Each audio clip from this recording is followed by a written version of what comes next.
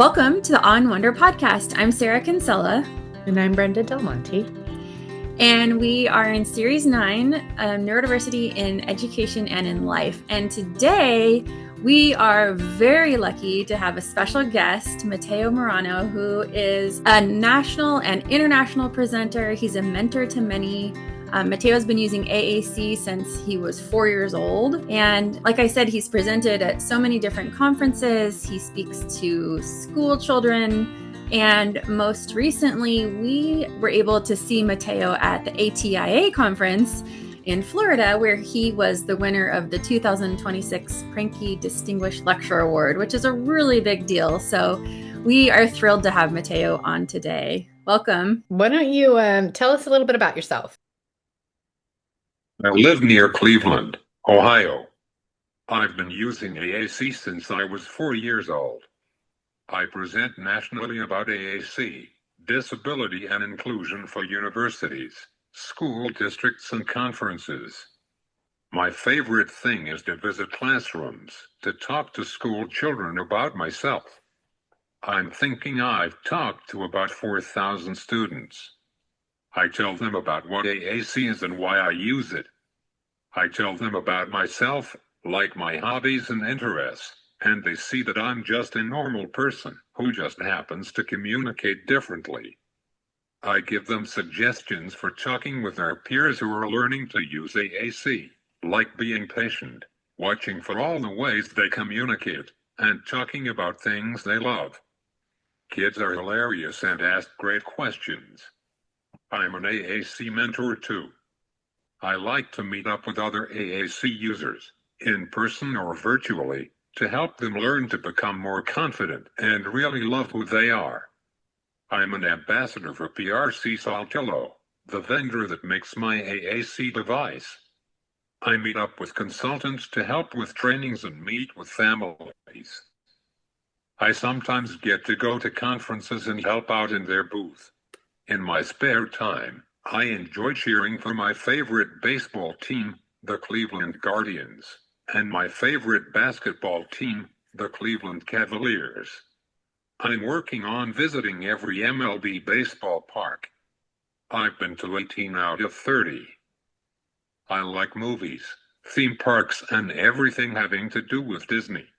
Wow, that's a lot to consider. And by the way, at the time that we're recording this, the Cleveland Cavaliers I think they're like tied in the playoffs for basketball. So that's pretty exciting. And I see you have an Ohio State shirt on as well. So I think you're pretty much everything in that area, right? Super fan. You super fan. That's right. Yeah, I think we all have a bit of things in common with you. Brenda's a huge sports fan. I love Disney. I love hearing about that. It's amazing that you said you've spoken to maybe 4,000 school children. That's so amazing. Yeah. And just getting out there and, like you said, showing that you're just a person. You just happen to use AAC, right? Mm-hmm. It's so important. So thank you for sharing that. So on this podcast and so Brenda and I have talked a lot about neurodiversity and inclusion and what does this look like for students? And I know that's something that you talk a lot about when you're presenting. Can you share what true inclusion looks and feels like to you? When I talk about inclusion, I like to tell people about two different experiences when I ran cross-country team in school. When I was in middle school, the cross-country coach didn't want me on the team. She made up all kinds of reasons why I couldn't do it, why I shouldn't do it. Like she thought I would get lost. I never get lost. She said I wouldn't be able to communicate if I got hurt. She said I would get discouraged if I came in last at every meet. I never came in last, not even close. And so what if I did? As long as I was getting faster and stronger, and I was having fun. I made the team based on how fast I ran a mile, just like everyone else. My teammates were awesome. They supported me. They included me in everything, even though the coach continued to ignore me most of the time. The kids were smarter and kinder than the adult in charge. Mm. That was my middle school cross-country experience. Fast forward to high school, where I joined the cross-country team there too. This was a totally different story. My coaches and the high school athletic director were amazing. They believed in me right from the start. We figured things out together. They asked me what I needed to participate. The friends I met on the cross-country team and other after-school activities helped me feel included during my school day, even when I spent time in smaller resource rooms. I loved when my friends invited me to eat lunch with them or work on a project together. Inclusion can only happen if kids are together. Sometimes, adults get in the way, separating kids into classes where they can't learn from each other. Friends I made after school on the track and cross-country teams started to hang out with me in school too. I did team dinners, summer running camp, and long bus rides to meets. And then my teammates invited me to eat lunch with them, sit with them in class and work on a project with them. Real inclusion that was happening after school was spilling into my school day, every day. Inclusion is what made a huge difference for me. Being able to spend time with all kinds of kids. Wow, those two experiences with cross country are very different. And would you say, Mateo, that a big part of inclusion in your story is belonging? Sure, I think it's right. Yeah. And I would say that it sounds like when you saw resistance against inclusion, it may have been fear-based by the adults. There was a lot of what if this happened? What if that happens? And Mm-hmm. we don't make decisions based on what if the random thing is going to happen. And so there is a little bit of what sounds like fear of change, fear of the unknown, fear that is running the show there when we see resistance to inclusion. Mm-hmm. It's interesting because the other day I was teaching a class and there were questions. Well, what if this? What if that? What can the student do this or that? And I said, have you asked that student about it? And the teacher was like, huh, I'm going to do that. And it's not like they're they're not trying to not Be connect with the student exclusive. Yeah, to be right. exclusive, right? But it's as simple as saying, Mateo, what if you do get lost? Or do you think you might get lost when you're running, right? But why would you get lost in it more than anyone else on the team, right? So it's just fascinating. Right. So if you could give people one general rule for how you want them to communicate with you, what would it be? It's hard to pick just one rule, but I guess if I had to pick just one rule, it would be to be patient. Communication partners need to learn to wait for an AAC user to put together their whole message. It takes a lot of time to communicate like we do. We might pause to think about what we want to say.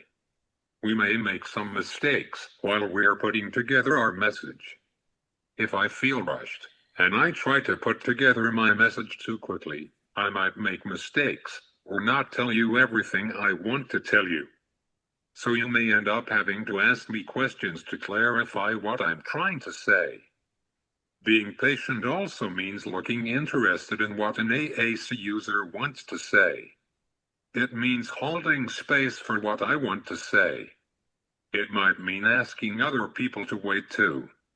If you don't give us enough time, we think that what we have to say isn't important to you. That the wait time is so big, and it's something that's a drum we have been beating all along.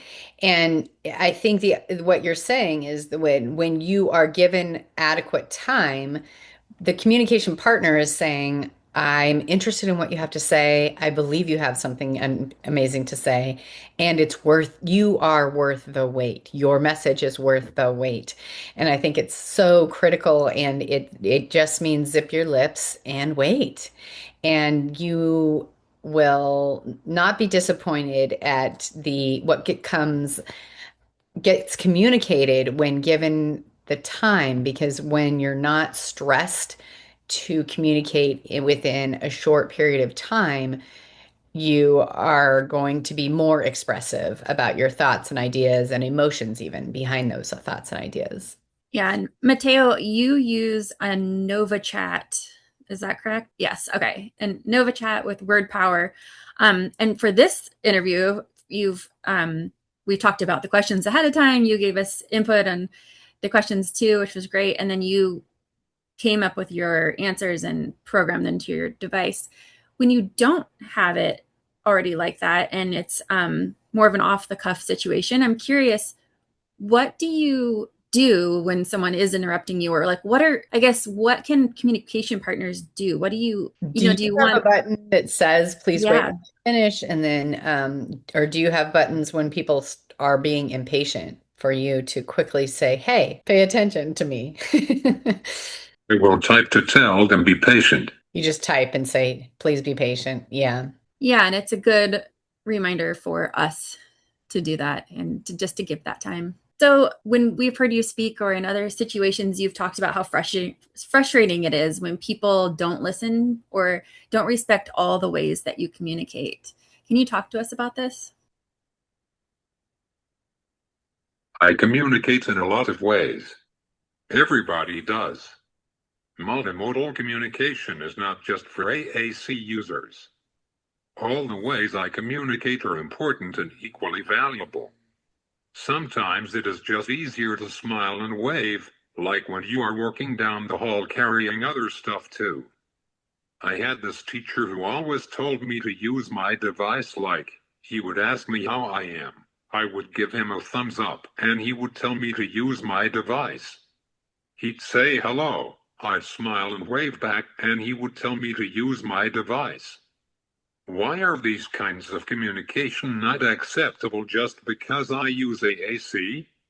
I mean, it was so frustrating, especially when I was also carrying books and just trying to get to my next class. We need to respect and value all the ways people communicate. That means they get to choose what they say and how they say it. I have a funny story about multimodal communication. I learned something new when I traveled to Germany recently. My signs and gestures don't mean the same thing to everyone. Here is the story. I had dinner with my family in a beautiful beer garden. The food was delicious. The beer was delicious. We had a great time. At the end of the meal, when our server was clearing our plates, I thanked her, smiled, and gave her a thumbs up to let her know everything was great. I do this all the time. Just a few minutes later, she set another beer in front of me and hurried off. I hadn't ordered it, or so I thought. We were all confused. We talked about it and realized this. In Germany, when you count using your fingers, you start with your thumb, like a thumbs up. Not like in the US, where we start with our pointer finger, as in the number 1 or one more. So I guess I did order one more beer. Accident. The second beer was just as delicious as the first one. That's funny. That is funny. I didn't know that about counting in Germany. I'll be cautious if I go. But I think you make a good point that I think well-intentioned people that have been told that we should have devices available all the time and, prompt users to use their voice, that kind of thing. It's overkill because none of us only communicate with verbal responses. We're communicating with facial expressions, with body language, with all kinds of nonverbal ways to communicate, gestures, universal or at least American Sign Language. But when we're requiring someone to use their device, we're missing the potential for the human connection. Somebody says hi, Yeah. you give them a nod, you give them a thumbs up, you order one more and you connected with that person, right? But if it's like, oh, set it all down and pick up the device and say hello, like that's not more intuitive, that's not more interaction, that's actually less. That's actually a barrier to what would be a natural way to wave to a buddy in the hallway. So I think, yeah, I think we can get tunnel vision on what we think is the right way to communicate or what is the right way to prompt an AAC user. And I think this comes back to neurodiversity in that way as well, and that is respecting the way people want to communicate and respecting that all communication, all behavior, all body language, all facial expressions are communicating and honoring that. Yeah, and it seems like in your example, Mateo, of the teacher saying use your device, it's like you have an extra set of expectations because you're an AAC user. Like you don't tell a speaking student to say it again in a different voice or Right. say it more clear. Use complete sentences, start with I Yeah, want, whatever. yeah. So why would we do that? I love that story. So, what does it feel like when a communication partner shifts from expecting compliance to genuinely showing interest in what you want to talk about? So, what advice would you give to a communication partner to help them better recognize and validate all the ways AAC users communicate? That's a tough question. I think the first thing I would do is remind communication partners that, like everyone else, AAC users get to say what they want to say and how they want to say it. And remind them that everyone uses lots of ways to communicate. It depends on what you want to say and the situation. Like when I was in school, carrying lots of stuff, a smile and wave were so much easier than maybe putting all my stuff down, grabbing my AAC device in one hand and typing away with the other hand. If I'm using gestures to communicate, or my speech, and you don't understand, you can let me know that you need more information. Then I can decide if I need to give you more information with my device, or some other way. But if you understood my smile and wave to mean hello, why would you ask me to say the same thing again, using my AAC device? That is just disrespectful and rude, I think. It shouldn't matter if the communicator uses speech, or AAC, or any other way to express themselves. Everyone wants to feel heard and understood. Absolutely. I feel like sometimes some a person using an AAC device is adequately communicating something. And I say, don't make them use their device to tell you what they've already said. It almost makes the device feel punitive. It makes it feel like it's a punishment now. I have to say it twice. I have to say it the way I want to authentically say it. And now I have to use this machine to say it again. And so if someone is effectively communicating without their AAC, then take it. That's who they are. Mateo, a lot of our audience is educators who are working with children in schools. And we talk a lot about, teaching versus just testing. Don't use the device for testing all the time, right? Have authentic conversations with AAC users. So what does it feel like when a communication partner shifts from expecting compliance to generally showing interest in what you want to talk about?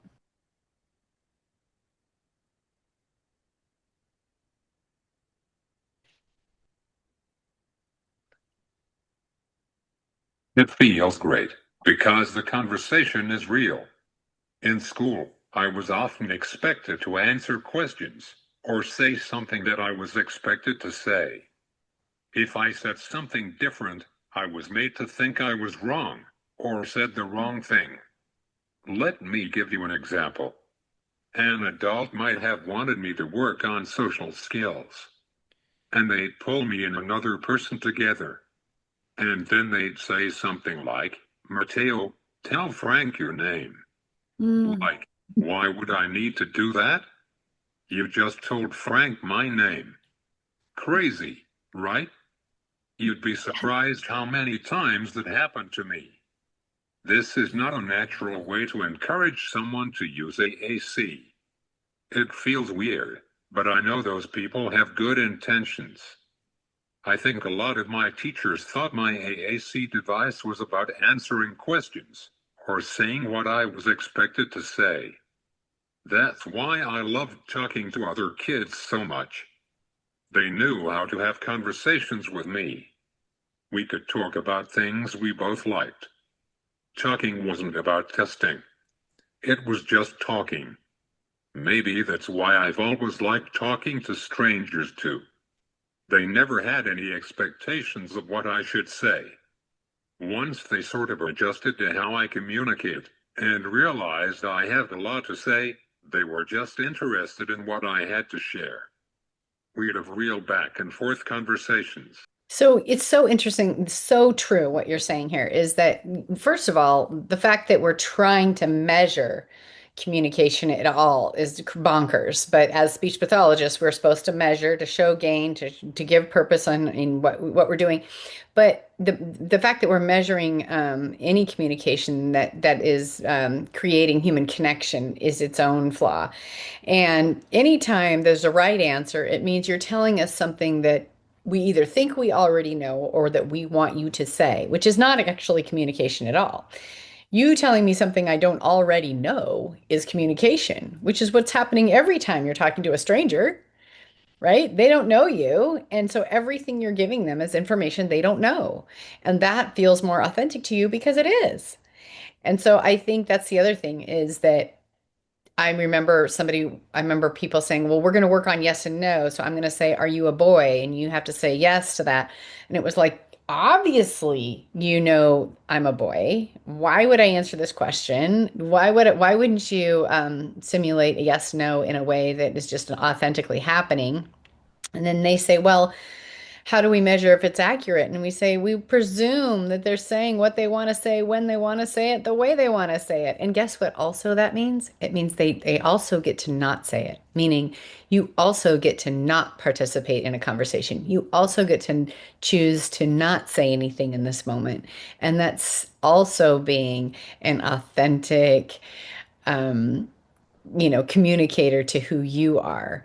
And I think that's something that we have definitely never done well with AAC users, and we must start to flip the switch on that. So, can you share an example about when someone really got this right and you felt really supported in talking about things you love? I'm going to go back to talking about talking with strangers. When I was really young, I was a little hesitant to use my device in public until we started going to Disney World. There I learned that I could talk with anyone.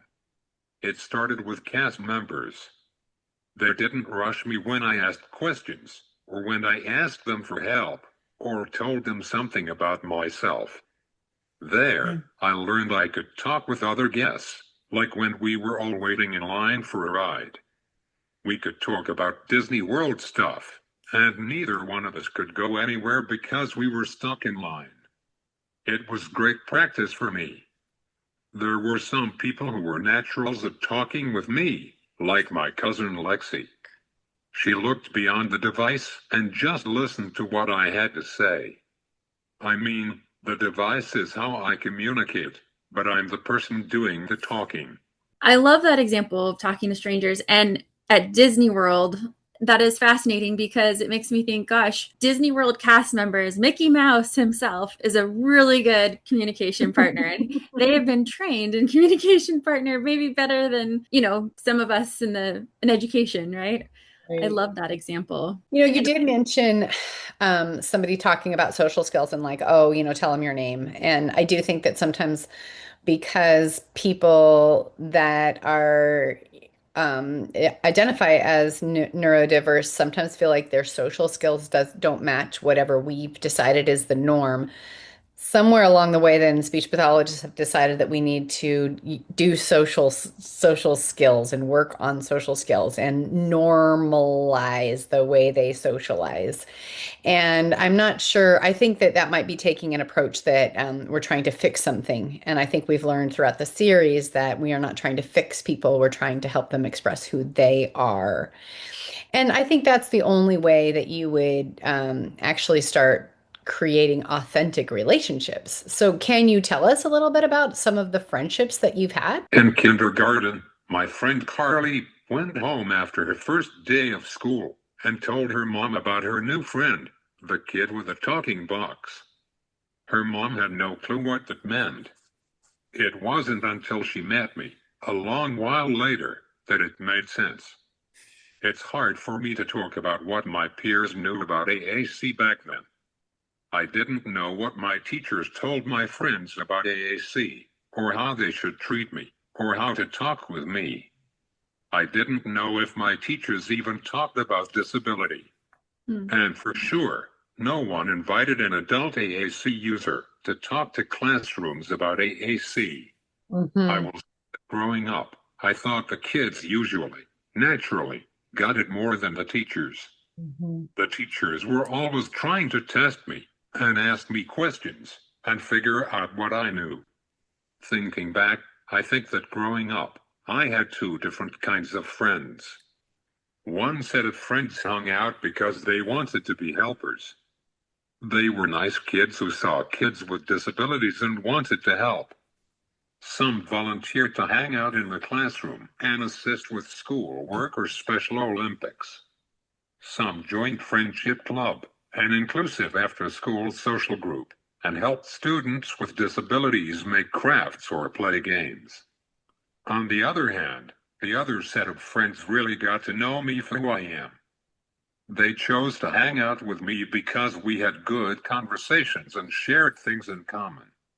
I think these friends liked me for who I am, not because they wanted to help or be kind. These are the friends who stuck around. We are still friends today. That's a really good distinction. And I've thought about that before, and I'm reflecting on that idea of when, as teachers, when we are creating belonging and inclusion in our classes, that it's not a one way, you're this person's helper. You're the person that's always helping this person. That, gosh, where is the authentic relationship? And does the AAC user also have something to give to this other person? Well, yeah, of course, right? All your experiences, your ideas. And I love that idea of those friends that have something in common, and that friendship that is stuck, and that's who you're friends with still today. It's a really powerful message to share. And devices have come a long ways in your lifetime. If you think about whatever you had when you were 4 to what you have now, they're lighter weight, they're more sophisticated, they can do more than they used to do. So it must have been exciting to see how devices have developed and become a little bit more accessible in lots of ways for you over your lifetime. Yep, it sure is. Mateo, you mentioned the girl in kindergarten and how she came home and told her mom about the boy with her friend with the talking box. Were you in an inclusionary kindergarten class, a gen ed kindergarten? Yep, I think so. Because sometimes we'll talk to adult AAC users, maybe your age, maybe older, and they didn't have AAC at that young age either, or were not included till maybe high school or maybe never. So it's just always interesting to hear the different experiences. So you're an AAC mentor, you're a presenter. What are some of your favorite things about doing that? I especially like to talk to kids. And they seem to really like getting to know me. They ask hilarious questions, and to encourage a friend learning to use an AAC device to talk with them. I like the idea of kids going home to talk with their parents about my visit. I like being a mentor because I didn't meet another AAC user until I was 7 years old. Kids learning to use AAC need to meet adults who use AAC. They need to see there is a big community of AAC users out there. They need to meet other AAC users who are confident and happy and successful. I love to present because, like I said, I love to talk to strangers. I love meeting new people and traveling whenever I can. Presenting lets me do that. It's been really exciting to go to places like Alaska, Florida, Delaware, Pennsylvania, Minnesota, and Kentucky, where I got to present and meet new people. I like that I get paid to present. I also really like getting swag such as mugs, shirts, or sweatshirts. It is nice to have something to remember the places I have been and the people that I have met. The swag is fun, and definitely the moolah. I know. I need your agent. We don't get paid when we present very often, so that's awesome. We're probably not as interesting, Brenda. That's true. But also, I mean, I think, we work with communication device users all the time. And I do feel like that they don't get to see representation very much. I think it was a show called like Speechless or something like that was on TV for a little bit. And he was an AAC user. And everyone was just so excited to just see a person on television using a device. And I remember when all that was coming out, I remember thinking, wow, this is a first for a lot of people of just seeing anyone using an AAC device. And that is it, we need more of it. We need more of it in social media. We need more of it in schools. We need more of it in the workplace. We need more of it, when we go out to dinner and see people. And so, yes, representation, I think, is a real key to inclusion. Do you, Mateo, I know we are nearing the end of our interview, but do you have a favorite book or movie or episode of some show that did show an AAC user? I like Out of My Mind. Yes. Oh, yeah. Yes, that was a great book. It's a three-part series for those of you who don't know. There's Out of My Mind, Out of My Heart, Out of My Dreams, I think. And they made a movie about it on Disney, which is probably why Sarah and Mateo are big fans. But and it's about a AAC user as well, and it's very well done. I would agree. And again, I think that got a lot of acknowledgement of just a lot of real life moments in that movie about what it must feel like for all involved, for children, for teachers, for parents, all of it. So yes, big plug for that. Yeah. What do you have coming up, Mateo? What's your next thing? Yeah, good question.